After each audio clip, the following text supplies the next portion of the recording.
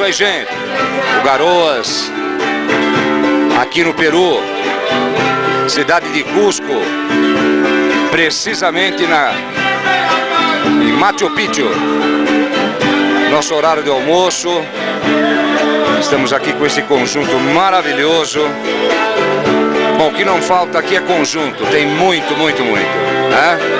Escolhemos aqui um belo do lugar. São simpatizantes aqui do Peru.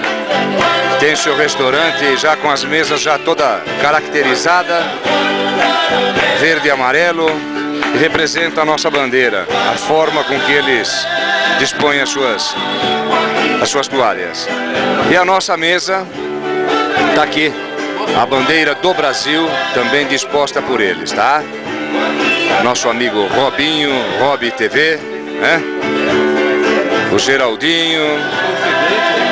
O que eu posso afirmar é o seguinte: São Paulo, Paraguai, Argentina, Chile. Foi uma viagem muito gostosa, sofrida porque tivemos altas temperaturas chegando a 41 graus. Tivemos a mínima de 6 graus.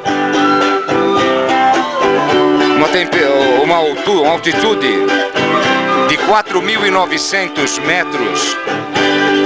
E também tivemos a nossa baixa de 200 metros.